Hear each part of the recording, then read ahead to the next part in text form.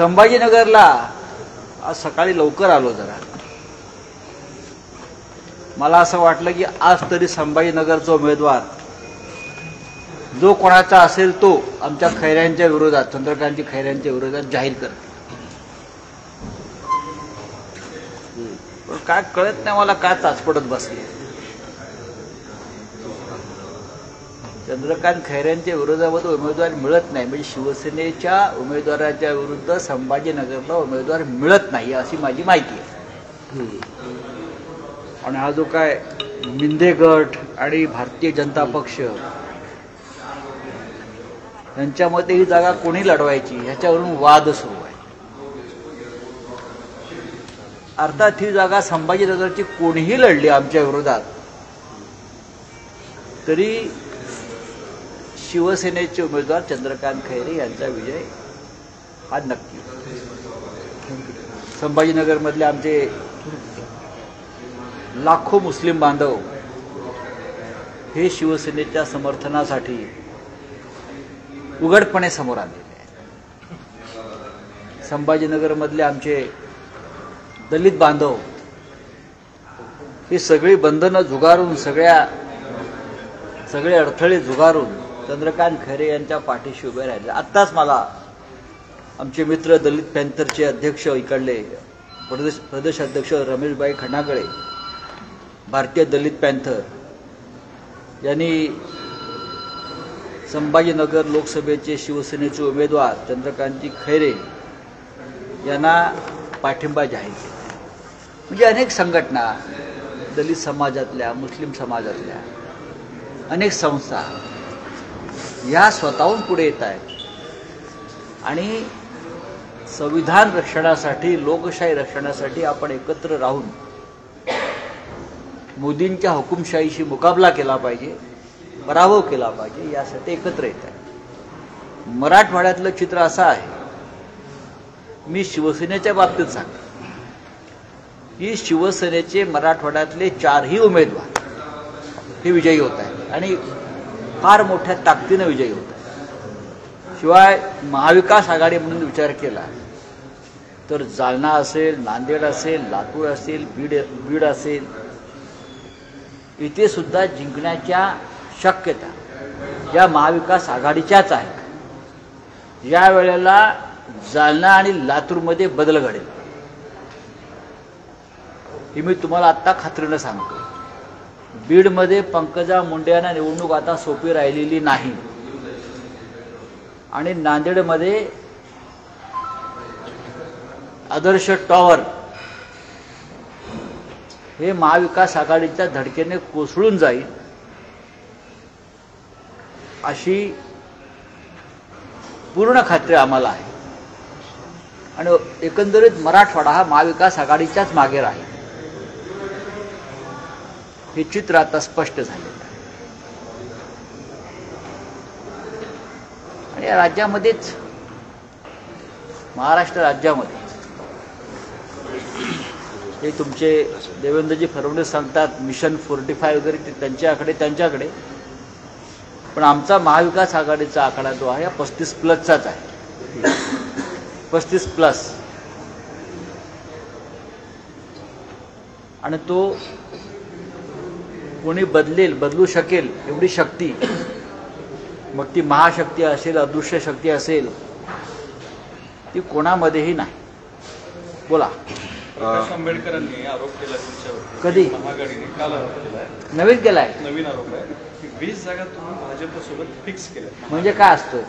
Fixing करून घेतली. म्हणजे काय फिक्सिंग म्हणजे काय? त्या जागा तुम्ही त्यांना म्हणजे त्या 20 जागे आम्ही भाजपचा दारुण पराभव करणार आहोत, त्याला फिक्स म्हणतो आम्ही. प्रकाशजी ज्या फिक्स म्हणतायत जागा आम्ही भाजपबरोबर फिक्स केल्यात, तिथे भाजपनं आपला पराभव मान्य केलेला. राजकारण आम्हालाही कळतं, देशाचं संविधान जास्त आम्हाला कळतं, कारण आम्ही तो संघर्ष करतो. आणि लोकमानस, जनमानस काय आहे महाराष्ट्रात आणि कोण कोणाविषयी काय बोलत आहे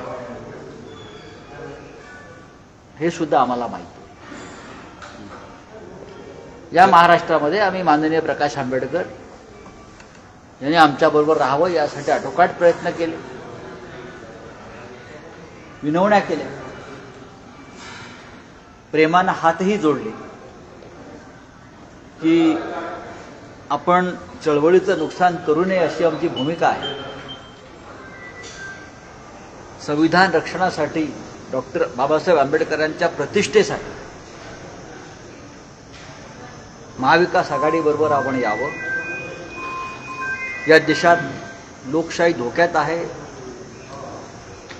हुकुमशाही धडक मारते, आपल्याला धडका मारते आणि अशा वेळेला प्रकाश आंबेडकर हे आमच्याबरोबर असावे ही आमच्या सगळ्यांची भूमिका आहे. त्यांनी ज्या जागा मागितल्या त्यातल्या आम्ही त्यांना 6 जागा देऊ केल्या. हे जर मी खोटं बोलत असेल असं ते म्हणतात तर नाना पटोले आहेत, पृथ्वीराजजी चव्हाण आहेत. काल पृथ्वीराज चव्हाण साहेबांनी सुद्धा काल त्या संदर्भात परखड वक्तव्य केलं. वंचित बहुजन आघाडी संदर्भात अत्यंत परखड वक्तव्य कोणी केलं असेल ते पृथ्वीराज चव्हाण साहेबांनी केलं, कारण ते पाहत होते. पृथ्वीराज चव्हाण असतील, नाना पटोले असतील, बाळासाहेब थोरात असतील, जयंतराव पाटील असतील, शरद पवार साहेब असतील, या सगळ्यांनीच विनंती केली होती या आपण एकत्र जाऊ. पण ठीक आहे, त्यांची इच्छा, आम्ही त्यांच्याविषयी कायम आदरभाव ठेवू. त्यांनी त्यांचा एक मार्ग स्वीकारलेला आहे. पण तरीसुद्धा कधीतरी आमचे रस्ते एकत्र येतील. देश संकटात असताना, संविधान संकटात असताना जे एकजुटीच्या लढ्यामध्ये एकत्र राहत नाहीत, मला असं वाटतं की देश त्याची नोंद ठेवतो. आज बावनकुळेंनी एक ट्विट केलेलं आहे. तुषार गांधी आणि प्रकाश आंबेडकर यांच्यामध्ये सुद्धा शाब्दिक युद्ध सुरू झाले. तुषार गांधी म्हणतात की प्रकाश आंबेडकरांची जी प्रामाणिक भूमिका प्रामाणिक नाही, त्यामुळे वंचित बहुजन आघाडीला मतदान करू नका. प्रकाश आंबेडकर म्हणतात की महात्मा गांधींनी इंग्रजांना पळवलं, तो विचार तुषार गांधींमध्ये नाही. असं दोघांमध्ये सध्या आता असं आहे की प्रकाश आंबेडकर साहेबांचं अनेकांशी वाद सध्या सुरू आहे. त्या वादामध्ये आम्ही का पडावं? आमची इच्छा होती त्यांना आमच्याबरोबर राहावं. आमची इच्छा होती की मुख्य प्रवाहामध्ये वंचित आघाडीनं सामील व्हावं. आमची इच्छा होती की आमच्या आंबेडकरी जनतेला महाविकास आघाडीच्या या महायात्रेमध्ये सामील करून घेता यावं. पण त्यांची भूमिका आणि त्यांचा विचार आणि त्यांचा निकाल वेगळा होता. त्याच्यामुळे मग आमचा नाईलाज. पण आजही आम्ही सांगतो की त्यांच्यासाठी आम्ही सदैव आमचे दरवाजे उघडे ठेवले. बावनकुळेंनी एक ट्विट केलेलं आहे. ते असं त्याच्यात लिहिलेलं आहे की महाराष्ट्रात फक्त माझं नाणं चालणार ही उद्धव ठाकरेंची अहंकाराची भाषा आहे. लोकलमध्ये मुंबईकरांशी चर्चा केली असती तर मोदी की गॅरंटी या नाण्याचा खणखणीत आवाज आला असता. मोदीचं नाणं जे आहे बरं का, ते घासून पुसून गेल्या 10 वर्षात गुळगुळीत झालेलं आहे. मोदीने नोटबंदी केली आणि 2000ची नोट जी होती ती रद्द केली. ती रद्द केलेली नोट म्हणजे मोदी. ती आता चालत नाही.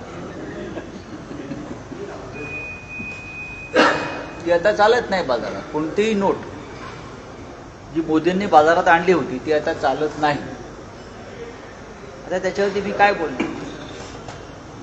आणि बावनकुळे हा कालबाह्य झालेला ढब्बू पैसा आहे बरं का.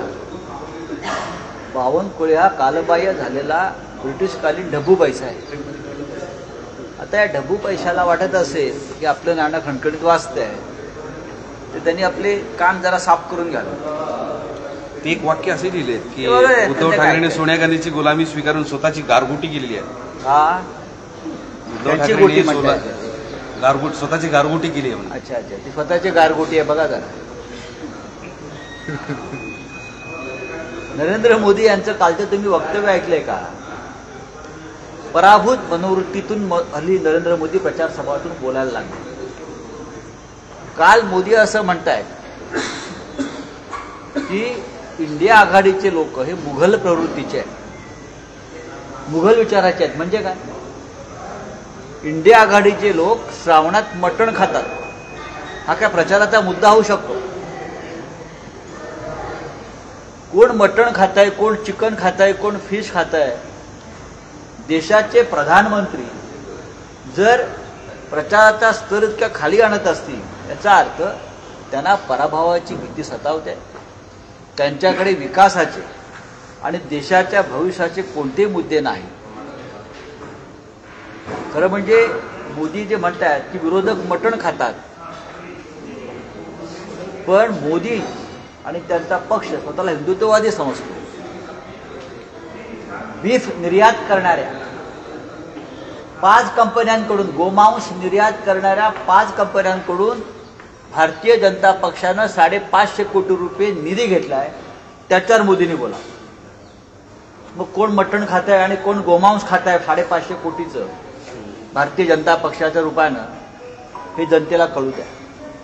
मोदींच्या पायाखालची वाळू सरकते आहे. त्याच्यामुळे मोदी अशा प्रकारची बेताल म्हणणार नाही मी की बिनबुडाची वक्तव्य करतात. विकासावर बोला.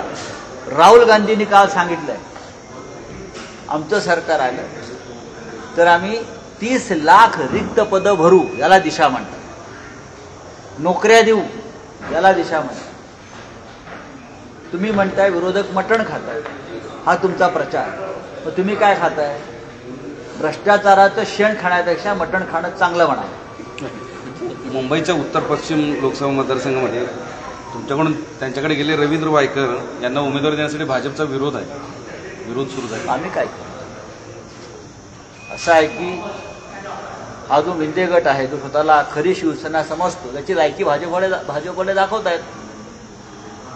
यांचे उमेदवार भारतीय जनता पक्ष ठरवत आहेत दिल्लीत आणि महाराष्ट्रामध्ये. कोणाला उमेदवारी द्यायची त्यांच्या गटानं, शिवसेना समजणाऱ्या, हे भारतीय जनता पक्ष ठरवत आहे. याच्यावरून त्यांची लायकी काय आहे महाराष्ट्रात हे स्पष्ट होतं. अमोल कीर्तिकरांविरोधात प्रचारामध्ये भाजपची कोंडी होईल असं त्याच्यामध्ये अमोल कीर्तिकरांविरोधात प्रचार करण्यासाठी भाजपची कोंडी होईल अशी भीती त्यांना वाटते. अमोल कीर्तिकर हे प्रचंड बहुमताने जिंकतील एवढंच मी सांगू शकतो. राऊत साहेब, मराठवाड्यात भीषण पाणी टंचाई आहे, त्यात गारपीट आणि अशा पद्धतीने काल झालेलं आहे. खूप गंभीर विषय आहे. नरेंद्र मोदी देशाचे पंतप्रधान आहेत. रावसाहेब दानवेंकडे जा, ते केंद्रामध्ये मंत्री आहेत. त्यांना सांगा मोदींना इथे बोलवा आणि या विषयावर भाष्य करायला सांगा, या विषयावर कारवाई करायला सांगा. कोण मटण खाते आणि कोण चिकन खाते, यापेक्षा मराठवाड्यामध्ये पाण्याची टंचाई कशी दूर होईल त्याच्यावर बोला. देवेंद्र फडणवीस म्हणतात की आमच्याकडे नरेंद्र मोदींसारखा चेहरा आहे, विरोधकांकडे काहीच नाही. तो चेहरा आहे की मुखवटा येणारा काळ ठरला. आणि हा चेहरा देशासाठी अत्यंत भयावह आहे. लोक घाबरतायत त्या चेहऱ्याला. भूत आला म्हणतात, भूत आलं. लोकांना आता हा चेहरा नको. मुलं घाबरतायत. गब्बर नंतर जर कोणता चेहरा लोक घाबरत असतील तर या चेहऱ्याला घाबरतायत. हा चेहरा नकोय लोकांना. बोलू द्या फडणवीसांना. बरं, काही भुताटकी आहे भाजप म्हणते, त्याचं नेतृत्व म्हणते. फडणवीस असंही म्हणाले की आमचा एक प्रवक्ता उभा करतो उद्धव ठाकरे यांच्यासमोर, करा आणि 10 कामं तरी सांगावेत. मोदींनी सांगावीत ना, म्हणून ते म्हणतात ना विरोधक मटण खातात, विरोधक चिकन खातात, काँग्रेसवाले कारल्याची भाजी खातात. ज्या देशाचा प्रधानमंत्री 10 वर्ष राज्य केल्यावरती प्रचारामध्ये कारल्याची भाजी, मटण, चिकन आणतो, त्याच्याकडे कोणत्या मुद्द्यात विकासाचे? ते टोमण्यावर पण म्हणाले की टोमणे देतात सारखं आणि तुम्ही टोमणे मारत राहा. टोणग्यांना टोमणेच मारावे लागतात. एक सर्वे झालेला आहे, त्यामध्ये पुढारी आणि लोकनीती सर्वेक्षण झालं. एनडीएला 46% आणि इंडिया आघाडीला 34% कौल देण्यात आलेला आहे. असं सर्वे कोण करत आहे? पुढारी, CSDS आणि लोकनीती यांनी मिळून केलेला सर्वे आहे. करू द्या, काय हरकत. आणि पंतप्रधानांना नरेंद्र मोदी यांना 48% पसंती आणि राहुल गांधी यांना 27% पसंती. बघा, 4 जूनला निकाल लागल्यावरती तुम्हाला एक खरे आकडे कळतील. भारतीय जनता पक्ष 200ही पार करत नाही आणि आमची इंडिया आघाडी 310 ते 315 जागा जिंकून सत्तेवर येते. वडेट्टीवर असं म्हणतात की संजय राऊत जर का जागांची अदलाबदल करू शकतात तर त्यांनी उत्तर मुंबईच्या ऐवजी आम्हाला सांगलीची जागा द्यावी. उत्तर मुंबईची जागा त्यांनी आमच्याकडून मागवून घेतली, म्हणून आम्ही त्यांना दिली. उत्तर मुंबईमध्ये जर शिवसेनेचा उमेदवार विशेषतः विनोद घोसाळकर यांनी जर निवडणूक ते लढू शकले तर 100% पियुष गोयल यांचा पराभव होतो. काँग्रेसलाही माहिती आहे. काँग्रेसकडे जर उमेदवार नसेल उत्तर मुंबई तर त्यांनी मोठ्या मनानं ती जागा शिवसेनेकडे सुपूर्द केली पाहिजे. ती जागा शिवसेना लढेल मुंबईतली आणि एक खासदार राहुल गांधीच्या पारड्यात जाईल म्हणजे शिवसेनेचा. पण सांगलीतून विशाल पाटील बंडखोरी करण्याच्या तयारीत आहे. मला असं वाटत नाही. जर ते सच्चे काँग्रेसवाले असतील, त्यांनी 2019 साली सुद्धा ही चूक केली होती, काँग्रेसच्या बाहेर जाऊन निवडणूक लढण्याची. आता परत त्यांनी ही चूक केली तर त्यांना राजकारणामध्ये भविष्य राहणार नाही. आम्ही त्यांना समजवण्याचा प्रयत्न केलेला आहे. काँग्रेस नेतृत्वाशी आमची चर्चा सुरू आहे. मला असं वाटतं यश मिळेल. गजानन कीर्तीकर म्हणतात की ईडीचे प्रयोग हे थांबवायला हवेत. कोणाला म्हणतायत? भाजपला. चांगली गोष्ट आहे. हळूहळू त्यांचं मतपरिवर्तन व्हायला लागलं, आनंदाची गोष्ट आहे. ईडीचे प्रयोग नाही, ईडीचे अघोरी प्रयोग आहेत. त्यामुळे त्यांच्या जागी आता रवींद्र वायकरांची चर्चा सुरू झालेली आहे. होऊ द्या ना. त्यांचं असं पण तिथे जिंकणार कीर्तीकर म्हणजे अमोल कीर्तीकर. कंगना रनावत ने ऐसा कहा है कि वो राम सेतु की गिलहरी है. कल अपने भाषण में उन्होंने कहा है. कंगना की भाषण को इतने सीरियस मत लेना. कंगना रनावत की जो भाषण है इतना सीरियस लेने की ज़रूरत नहीं है. कंगना रनावत हिमाचल प्रदेश से चुनाव हार रही है. मैं आपको बता रहा हूँ. मोदीला ते प्रोग्रामाची उपाधी दिली, अवतार आहे असं सांगतात. आता कधी ते विष्णूचे अवतार असतात, कधी रामाचे अवतार असतात, कधी अजून काय अवतार असतात. ते अवतारी पुरुष आहेत. त्याच्यामुळे त्यांना अवतारी पुरुषाला 4 जून नंतर हिमालयात जावंच लागणार आहे झोला घेऊन. दुसऱ्यांसोबत सरकार केलं म्हणून मी यांचा टांगा पलटी केला असं एकनाथ शिंदे बोलतात. दुसऱ्यांसोबत म्हणजे दुसऱ्यांसोबत युती केली, तुम्ही कोणासोबत सरकार केलं? केलं. तुम्ही सध्या शिंदे गट हा भाजपच्या रखेलीच्या अवस्थेमध्ये आहे.